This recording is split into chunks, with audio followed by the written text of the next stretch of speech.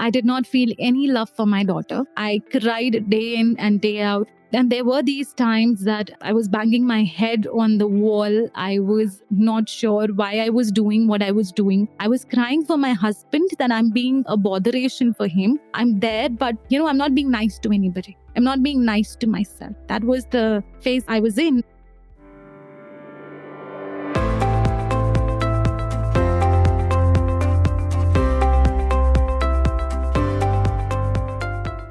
Hello listeners, my name is Mritika and this is Just an Ordinary Mom podcast. I really am just an ordinary mom to twin boys with a high-speed career, and this podcast is to tell the stories of ordinary moms doing extraordinary things.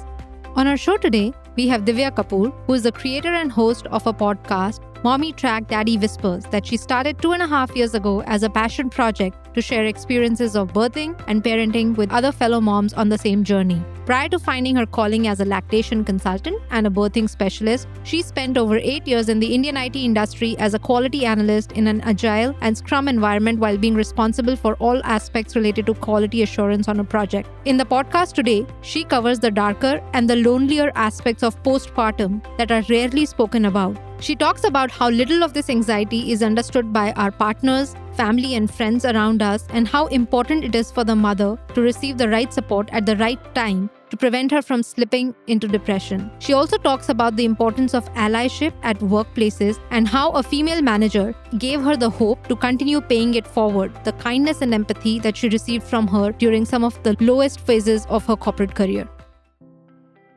Welcome, Divya. Thank you so much for making the time to speak with me on this podcast today. Thank you so much, Mritika. It's a pleasure to be on your show.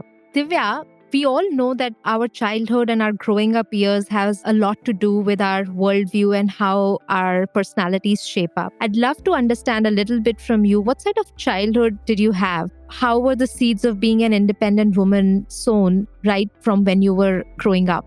And like we were discussing, Mritika, this is an era that I've started thinking about after I became a mother. You go back to the lanes of childhood and start thinking, how was my childhood? What is it that I'm doing with my children that was done with me, and probably what was not done with me, what I liked, what I disliked. So growing up, I had a mixed experience with different people. So in my brain, I have categories of different people. So there is my grandfather, with whom I had spent the most of my childhood, where I did not have to really be anybody else, And then there was my mother, then there was my father, and there's a different bracket with each one of them. And with my grandfather especially, the early years were full of stories. So I remember we would go in the mornings for morning walks, and he would tell me about his days when there were Britishers in India and how he left one job after the other because he did not like the experience of being told what to do, that kind of a suppression of brown people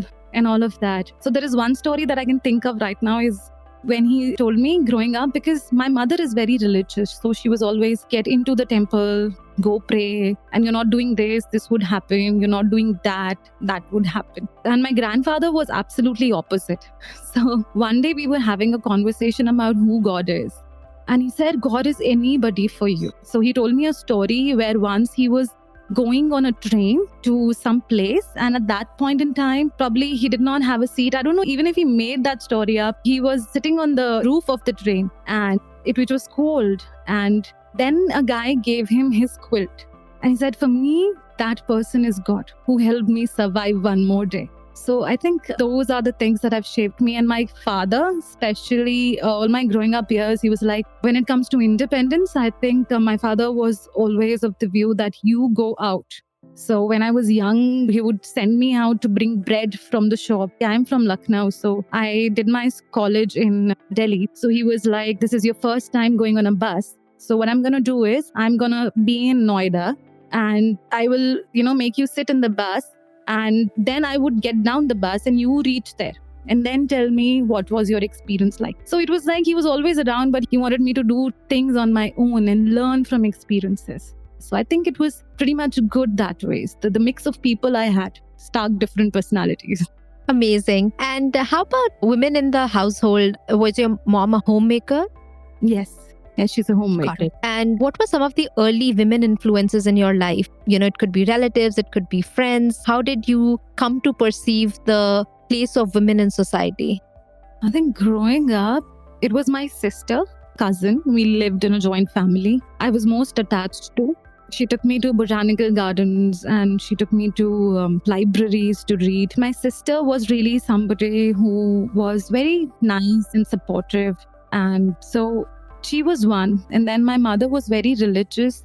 And as a person, I think I never really understood the kind of images. I felt very, being caged by being told that if you are on your menstrual cycle, you cannot touch the pickle and you cannot get into the temple. And then if you talk about women influences, I very vividly remember an aunt from next door, and on the same story of being caged in the superstitions of society that fall on us right from when we are growing up. There was an aunt next door, and it was Kanjake, Kanya Puja, that happens in India. And my mother said she's on her menstrual cycle. I would not be able to send her, and she's already grown up. You hit puberty, you stop going to these religious practices. And she came home and told my mother, look, I don't believe in it. And I was standing there in the kitchen, and she said, it's all given by God. Who are you trying to please by not sending your daughter to, the prayer? When you are praying to God, it's something that is given by God. So I felt that was very logical. And it was nice to have someone who has also grown up probably in the same culture, but present a very independent view and stick to it without the feeling of being shamed or outruled from the society. So my mother kind of gave me the view of how things should be. And there were these other people, my sister especially, and these random people that I met that gave me a view of the different kind of world. These were the people who brought rationale into my life. And I think at home, I could see how the cultural practices work. So I think a good mix there also. Amazing. What prompted you to, study engineering in your undergrad? Was it something that typically 80s and 90s kids are supposed to do, and that's why you went that route? Or was it something that was more deeper than that? So then that's the other side of my father. He's a pro-government job and pro-engineering person. And as much as he gave me independence in a different sector of life, when it comes to studies, he kind of had a very strong influence on my choices. And I was a little timid as a girl. A part of me was extrovert. A part of me was extremely introvert. So that way, my father wanted me to do electrical engineering. And as much as I was bad with the electrical part, the electricity chapter in class 11th, I still took it up to have that security of a job, of money coming from a middle class family. I took up engineering because of the influence of my father, yes. And like any student who gets a college placement, you must have been thrilled to join one of India's largest IT services firms, like how every engineer would. What was the experience working as a software analyst in predominantly a male-dominated organization? Yeah, I think the corporate world made me question my choices. I questioned my principles as a person.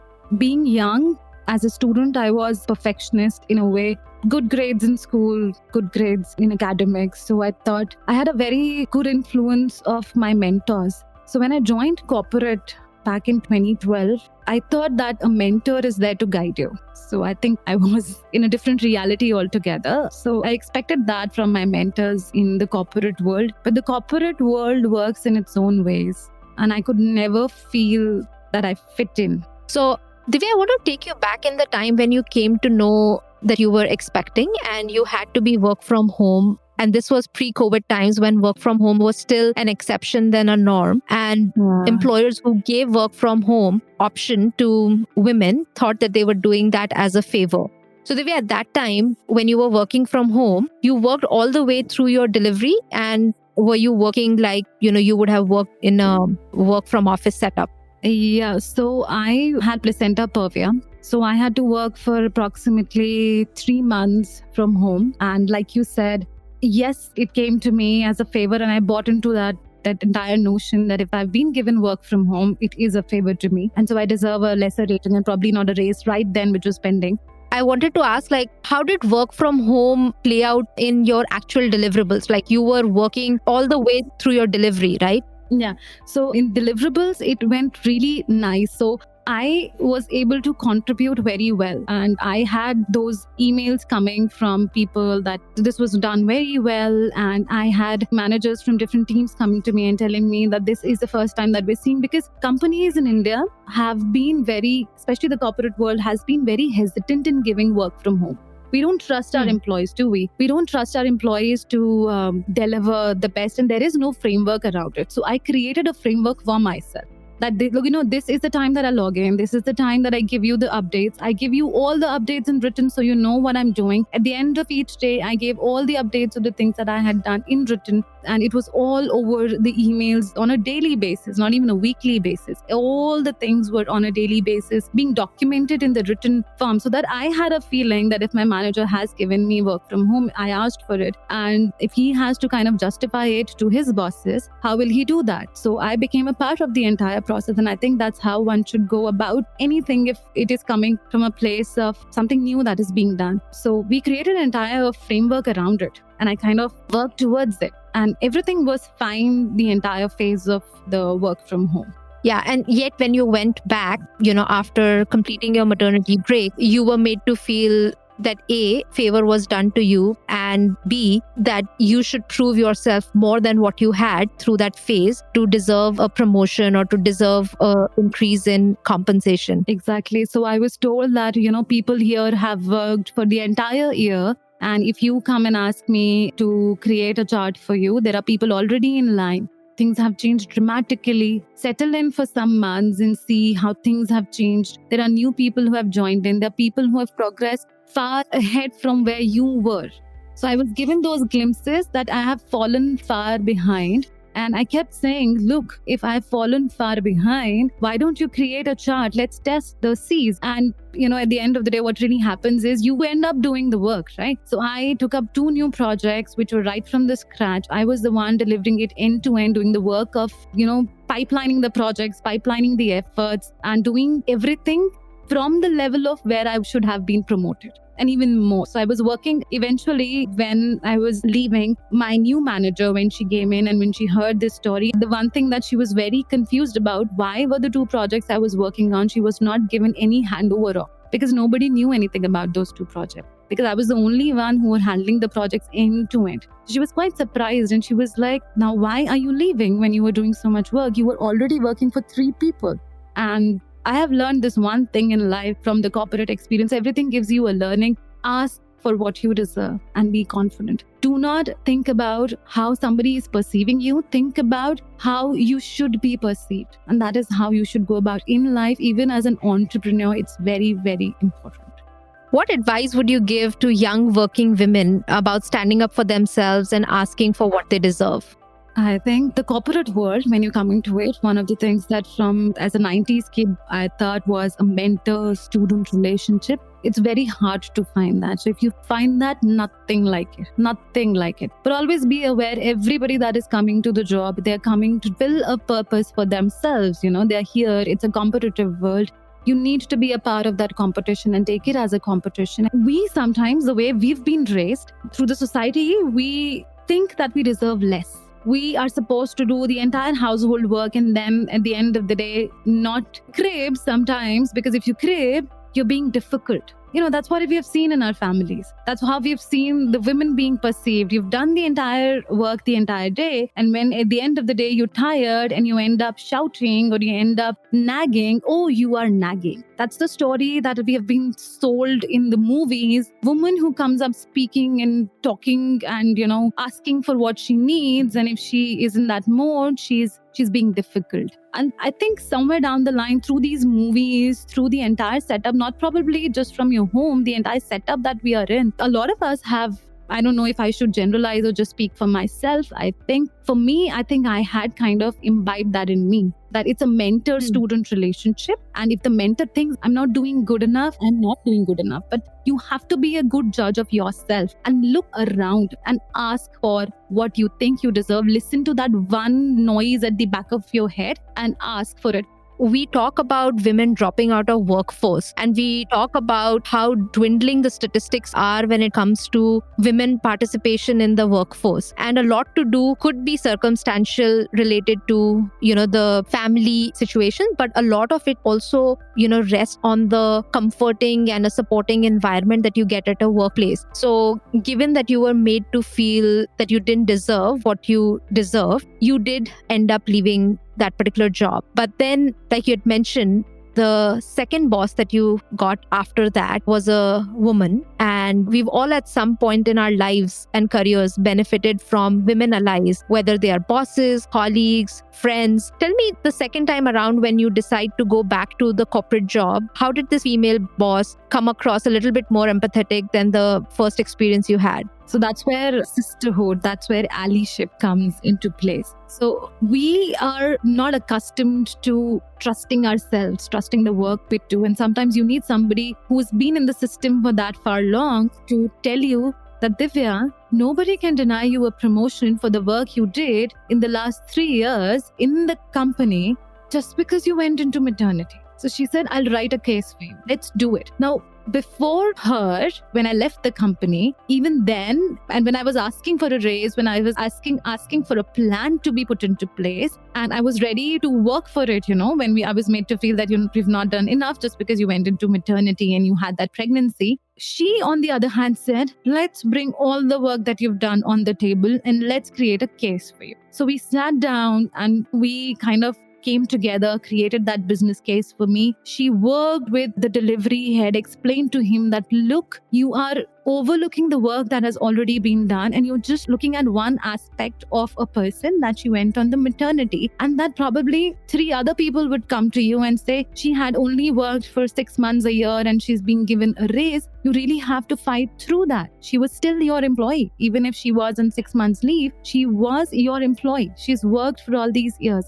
And then my business case went to the upper management and all of that happened. And unfortunately, the COVID came in right then and the upper management changed. And forget a raise, the company started leaving employees. So, but I'm really, really happy and glad. And when she said that nobody can deny you something that you deserve, I think that has had a mark on me for life. And if I meet somebody in my career, when I have people in my team, that is something that I'll make sure I take forward. When somebody shows you that it's possible, you take it forward.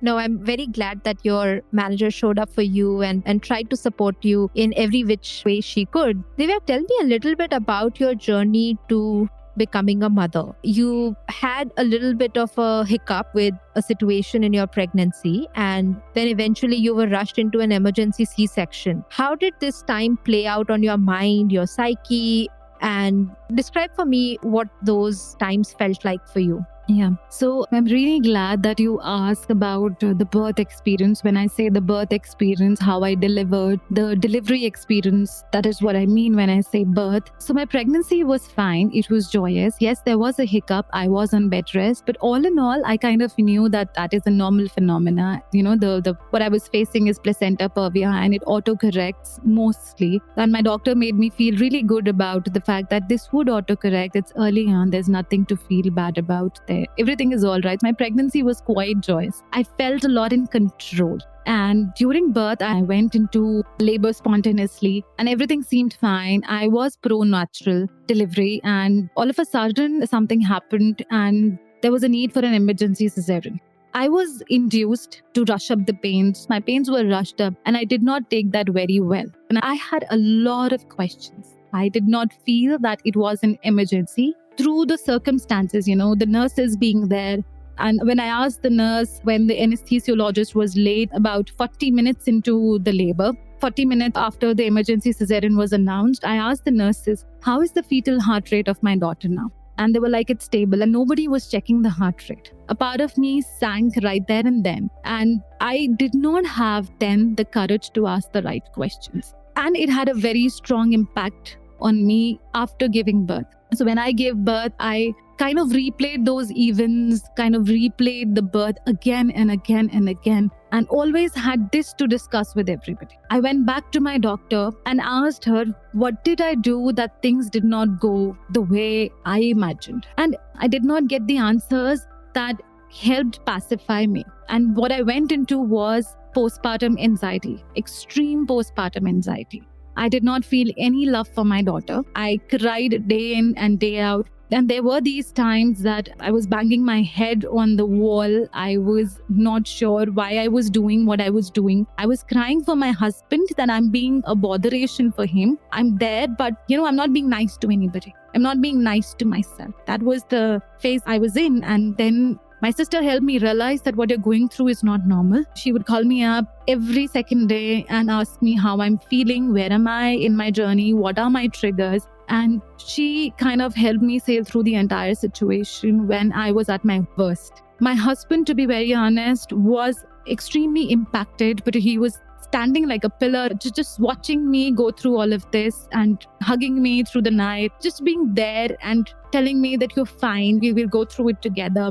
And there were some burning questions in me that needed answers. So postpartum anxiety was real. And that's when I realized, when we talk about, depression in general, how involuntary it is. You have no control on your emotions. You have no control about how your brain plays out things. I felt it for real. And my birth experience, that is my labor and delivery experience, had a huge impact on my emotional health postpartum. And the stats say that the birth experiences have the highest impact on someone's emotional experience postpartum, that is after the phase after the delivery. And months into postpartum, when I had become relatively stable, I had a handle on my emotional anxiety, I thought I would start the podcast. And everything, at the workplace was also, like we discussed, was something that wasn't feeling good. So I decided, let's start a podcast and let's start talking about postpartum depression, anxiety, how real it is. And one of the things that caught me off guard was when I used to talk about my experiences, thankfully I was vocal about it, and how I was feeling to people around me, to women around me, to my own community. Not everybody, and in fact, nobody knew how to handle it.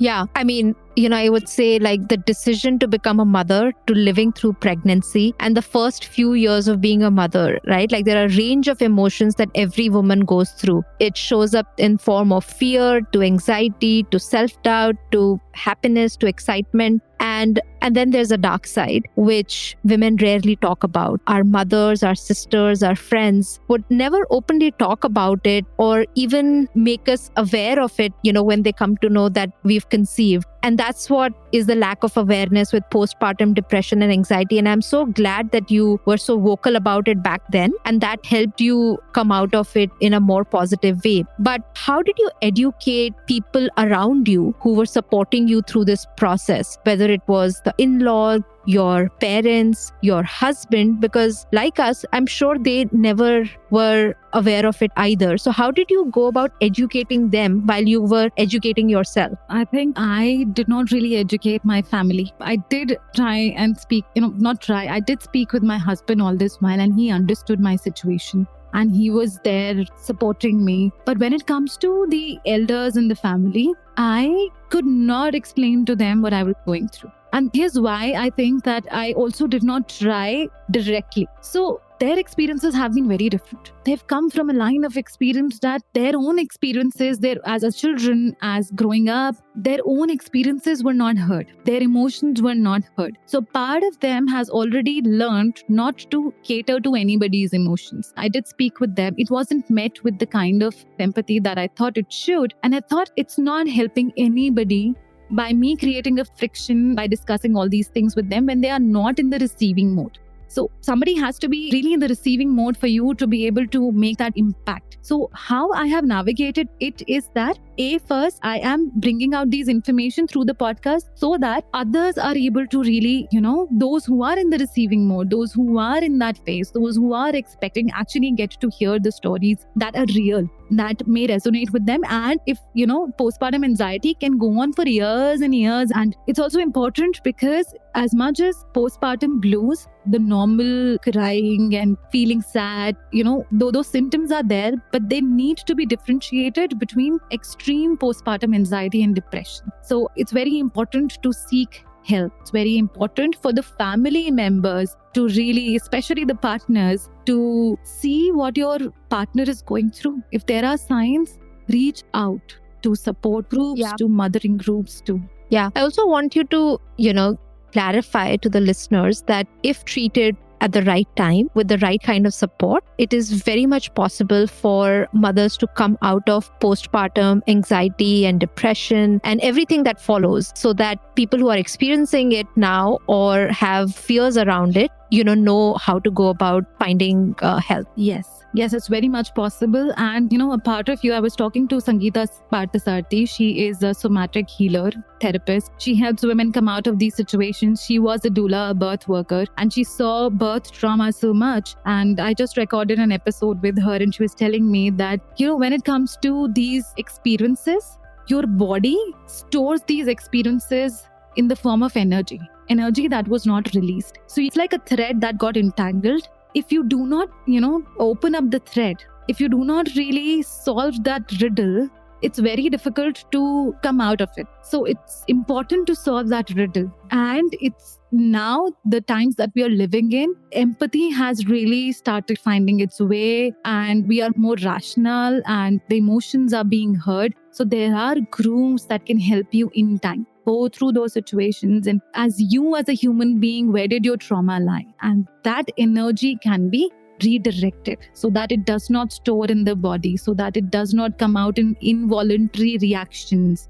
into panic attacks. And it's very much possible for you to heal through it. And there are people out there to help you. Got it. Divya, our kids bring out the sides of us that we never knew existed. You have a lovely daughter and she's made you a podcaster. She's helped you go into the direction of being a lactation consultant and a birth educator. What has she taught you about yourself that you didn't know you were capable of doing before she was born? Yeah, very, very important aspect. Divi has, through these years, especially when she was born, I did not feel any love for her. And then I started recognizing that it's normal to not feel any love for your baby as soon as the baby is born. There is no sacrificing, glorified, like a thunder. The love doesn't come into your body after you become a mother. It really is a slow process. It's like any other relationship that takes time to nurture. So the moment you meet, I'm not talking about love at first sight, but even when you meet your partner, the love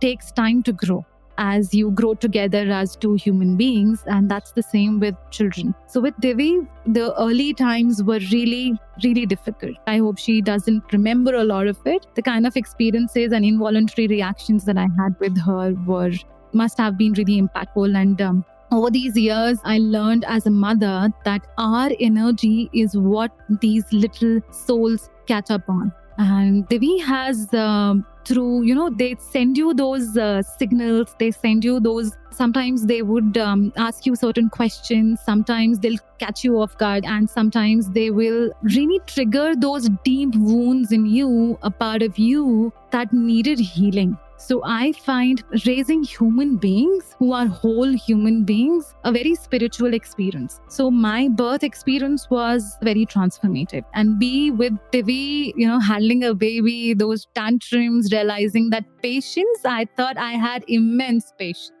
People in my office and my friends said, Divya, you have a lot of patience. So I think it's going to be very easy for you. But yeah, and raising Divya, I realized patience. I need to do so much work on being patient. I can only imagine. Divya, why did you choose to educate yourself as a lactation consultant and a birth educator? Was it a lot to do with your own journey and you wanted other women to have easy access to that information? Right. Very, very important. So I've spoken about my birth experience and how I felt that things were done with a motive and not really needed medically. So that was a part of me that I realized that my postpartum depression and anxiety was because of that birth trauma. And when I was doing the podcast, I decided on one of the episodes to talk to this birth educator, Megha Khanduja. She's also from Delhi. And I decided to go through each aspect of my labor. And that was when I was not a birth educator or a lactation counselor. And that's when she told me things that I realized, oh my God. So induction,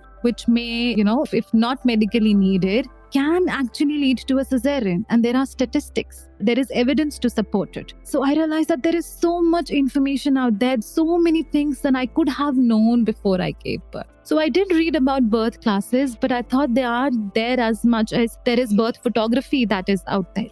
That there are so many people who've taken birth photographs, who are photographing their babies. So why not you prepare to go into birth? Because it's very important. It has an emotional, it has a transformative impact, which is huge. And which is not just on you, on people around you. So that was the time that I realized there is information out there. I'm going to learn it for myself. I'm going to learn it to be able to probably heal myself, or probably, a part of me needed to learn it. And it was an impulsive decision. And I wanted to do that groundwork so that, the questions are answered. Really, women in labor are heard. What we really want to bring in the world is positive birth experiences. So even if you go through a cesarean, it's a medical boon. For you, if medically needed, when hold space for your emotions, the birth becomes a more positive experience. And we are far behind in this area. And that's when I decided that, my corporate job was anyway not serving, me emotionally. It was not satisfactory. And I decided that probably this is an area that I would be more passionate about. So that's how I decided to get into birth education, and patient counseling came with it, because, the period after birth for a new mother is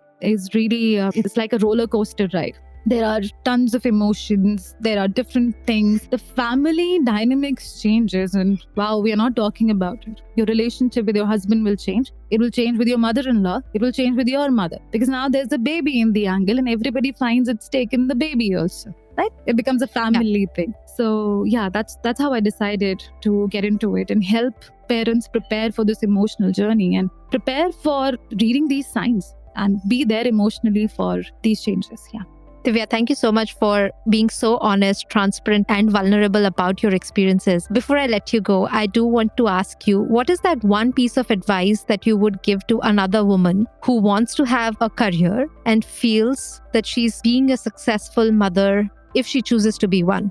So financial independence is extremely important. So it doesn't start with parenthood. I think it starts with, if you are single and if you find a partner that is a support, that respects you. And then when you go into motherhood, then you need to be able to assess what you really want to do in that period of time. You have a partner who's supportive. It's very important to be working even before you become a mother. So financial independence really starts before you decide to be a parent. Listen to your heart, talk about these things with your partner. So I think those two things are related, and it's not an isolated piece. And then when you become a parent, take that time, that maternity leave, to soak in all those changes that you have gone through. Your body has transformed in ways you do not know. You have emotionally transformed in ways you do not know. So first, register where you are, where you want to be. Second, now, if you want to be financially independent, you can always upgrade yourself. Even if you are, trying to take a break, you can upgrade yourself there. Second, if you want to continue your journey from where you left after you became a mother, or where you were, you want to continue that, it's very important to not let that mom guilt get on you. Remember, as a parent, you become upgraded in so many aspects of your life. Let's start recognizing it. Let's start recognizing the fact that you're no less of a human being. You're no less of a resource if you've become a mother. You've learned so many life skills that actually add to your workplace. And let's be very vocal about it. Do not think that you don't deserve anything just because you went on a maternity leave, just because you became expecting, and ask for what you want. When you ask for it, you get the answers. When you don't ask for it, you don't get any of the answers. Either side. Thank you so much, Divya. A lot to unpack and a lot of information that we received today. I think this would be very, very helpful to our listeners, the ones who are about to embark their motherhood journey, the ones who have just given birth, or the ones who are just coming out of their maternity break. Thank you so much for making the time. It was a pleasure talking to you. Thank you so much, Madhvika, for doing this, and for, again, like I said, for creating a community of sisterhood where we listen to these stories and learn and feel connected and find a way to move on. Thank you. Thank you, Divya.